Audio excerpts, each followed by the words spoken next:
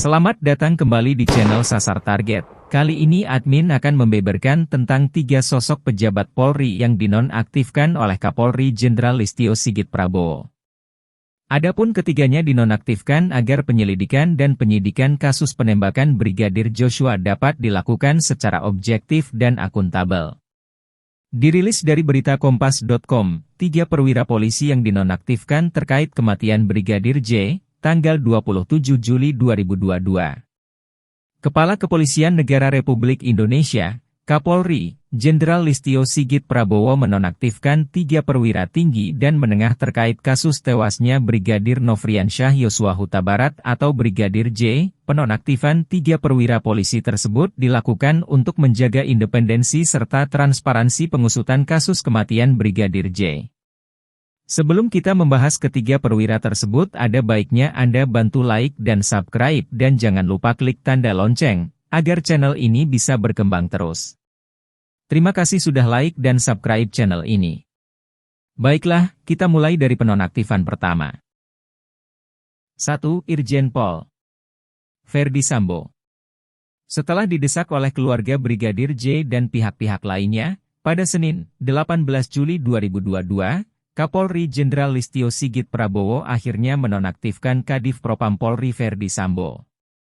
Selanjutnya, jabatan Ferdy sementara waktu diserahkan kepada Wakil Kapolri Komjen Gatot Edi Pramono.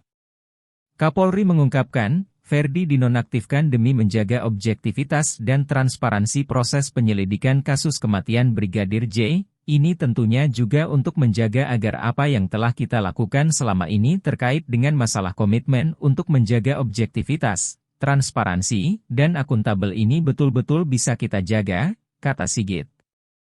Penonaktifan Irjen Sambo dilakukan demi menjaga independensi Polri dalam mengusut tuntas kasus Brigadir J atau Nofriansyah Yosua Huta Barat yang tewas ditembak Baradae.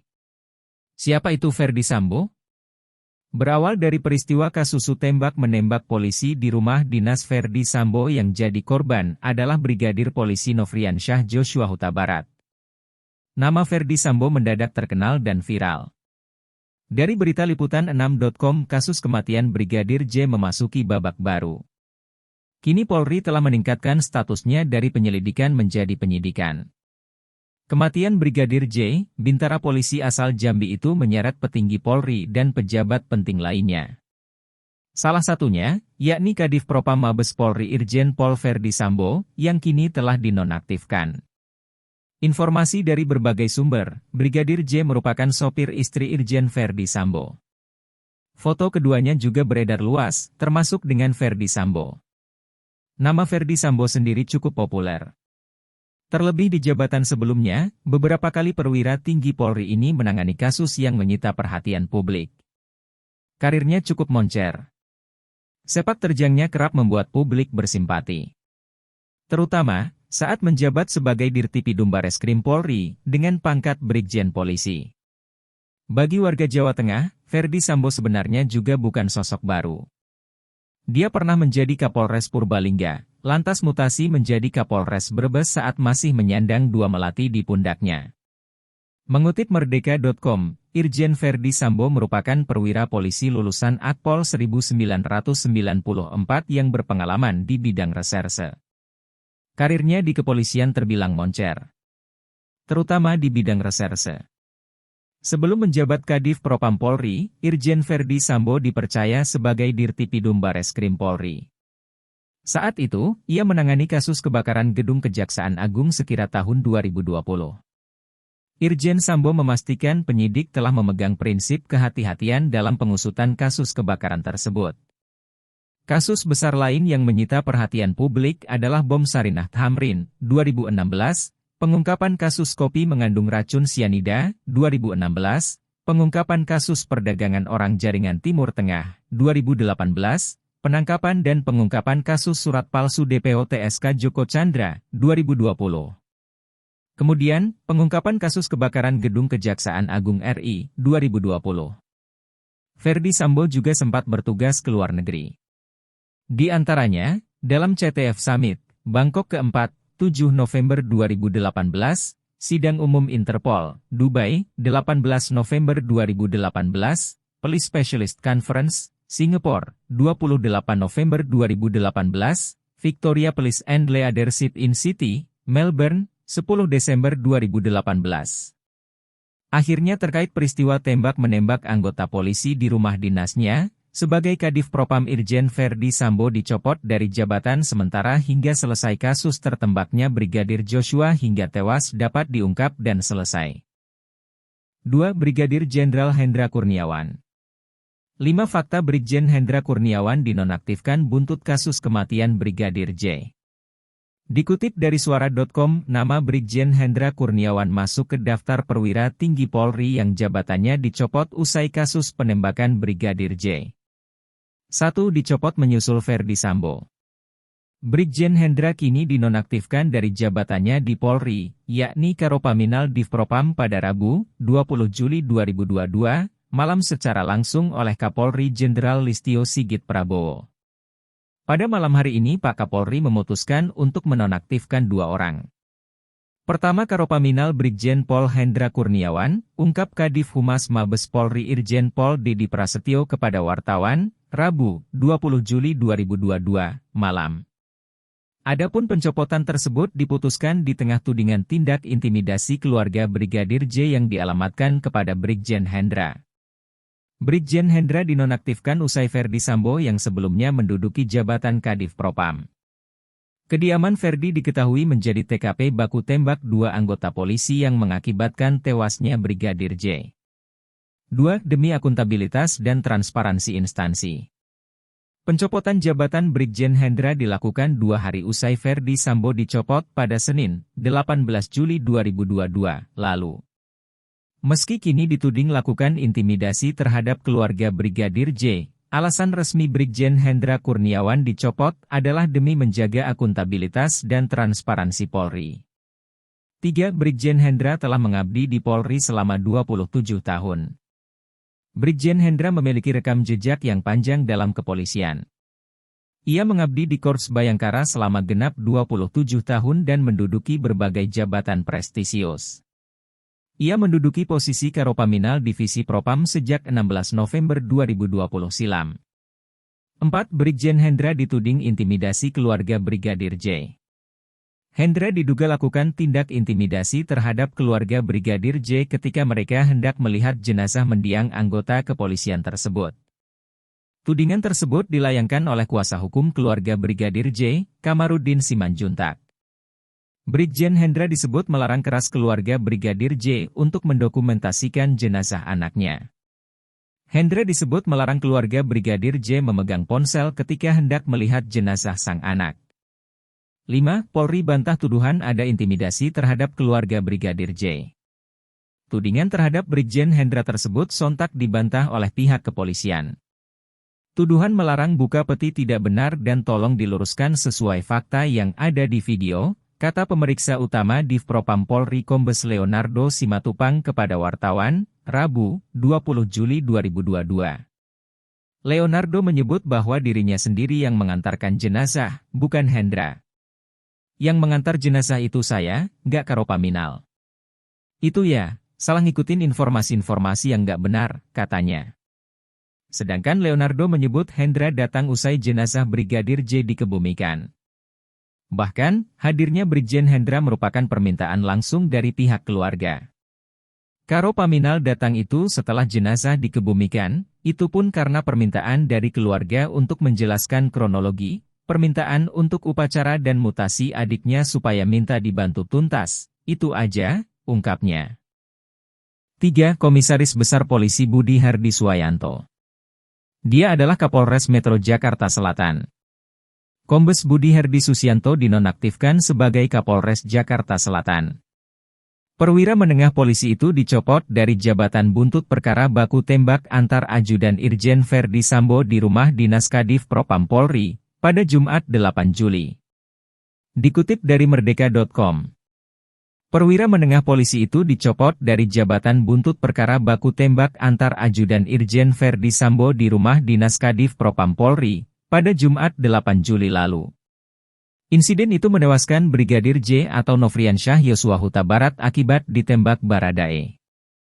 Keputusan menonaktifkan Budi disampaikan Polri usai gelar perkara awal laporan dugaan pembunuhan berencana dilayangkan kuasa hukum keluarga Brigadir J.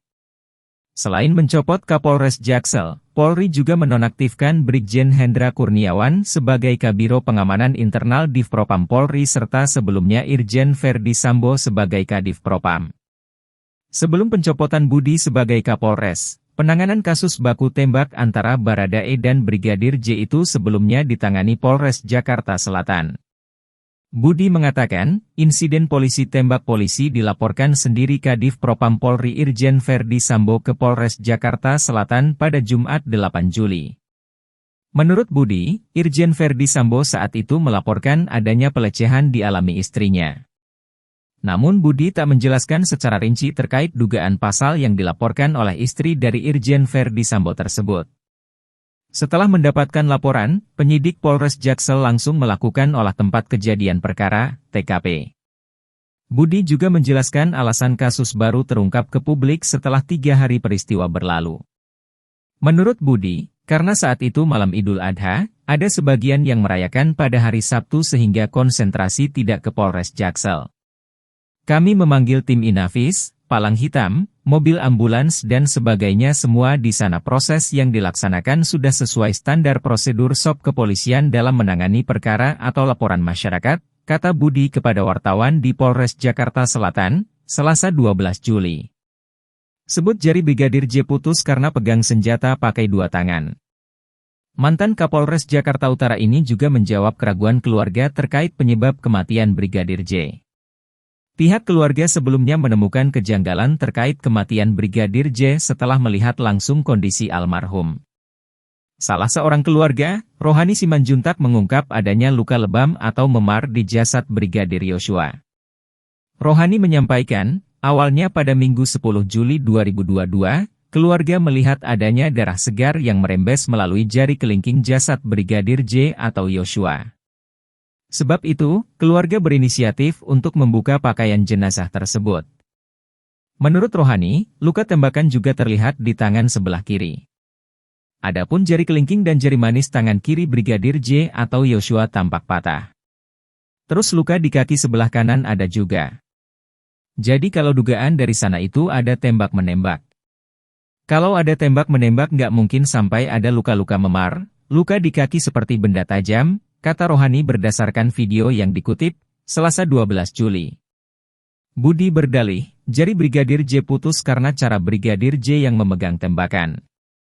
Saat Brigadir J melakukan penembakan terhadap Baradae, dia memegang senjatanya dengan menggunakan 2 tangan. Dan disampaikan pula tadi ada peluru yang kena ke jari Brigadir J itu sendiri. Kemudian tembus dan mengenai bagian tubuh yang lain, kata Budi. Budi menegaskan, tidak ada luka penganiayaan atau potongan dari Brigadir J. Seluruh luka yang terjadi di tubuh Brigadir J berasal dari peristiwa tembak-menembak antara Brigadir J dan Baradae. Saya tegaskan semua luka yang ada pada tubuh Brigadir J berdasarkan hasil autopsi sementara berasal dari luka tembak, katanya. Dia menegaskan, Polri akan profesional mengungkap pelanggaran pidana dalam peristiwa tersebut. Hal senada dikatakan Karopenmas Difumas Mabes Polri Brigjen Ahmad Ramadan. Budi sebelumnya juga menyebut closed circuit television, CCTV, di rumah singgah tersebut sedang rusak. Kadif Propam tersebut sedang rusak. CCTV itu rusak saat penyidik Polres Jaksel tengah mengumpulkan barang bukti terkait aksi saling tembak polisi di rumah dinas Kadif Propam Irjen Pol Ferdi Sambo. Budi mengatakan, polisi perlu menemukan 5 alat bukti untuk menetapkan pelanggaran pidana dalam kasus ini. Pertama transaksi, kedua keterangan ahli, ketiga ada surat atau dokumen, keempat petunjuk dan kelima keterangan terdakwa. Sementara untuk bukti CCTV, kata dia, kebetulan saat kejadian berlangsung sedang rusak. Terlebih rumah tersebut hanya untuk singgah Irjen Ferdi Sambo dan keluarga. Kami juga mendapatkan bahwa di rumah tersebut memang kebetulan CCTV-nya rusak sejak 2 minggu lalu. Sehingga tidak dapat kami dapatkan, kata dia. Budi mengatakan, sampai hari ini belum bisa menemukan pelanggaran pidana yang dilakukan oleh Baradae. Dalam kronologi yang diungkap polisi, Brigadir J melakukan pelecehan terhadap istri Irjen Ferdi Sambo. Hingga akhirnya Baradare dan Brigadir J saling tembak. Baradare kemudian menembak mati Brigadir J di rumah tersebut. Sampai saat ini berdasarkan alat bukti yang kami dapatkan kami belum menemukan adanya alat bukti yang menguatkan persangkaan tadi terhadap saudara Ray yang melakukan pidana, kata Budi. Dari peristiwa keterangan Budi itulah yang akhirnya dia dibebas tugaskan sebagai Kapolres Metro Jakarta Selatan. Itulah 3 perwira tinggi dan menengah yang dibebas tugaskan atau dinonaktifkan dari jabatan masing-masing. Semoga Polri selalu mendapat kepercayaan dari seluruh bangsa Indonesia dan selalu transparan dalam mengungkapkan kasus apapun dan siapapun, karena hukum adalah pedang keadilan, semua rakyat Indonesia sama di mata hukum. Silahkan berikan komentar dan pendapat Anda terkait tema pada video ini. Terima kasih sudah menonton dan telah memberikan dukungan dengan cara like, komen dan subscribe pada channel ini. Jangan lupa nyalakan loncengnya, sampai jumpa di video selanjutnya. Wassalam.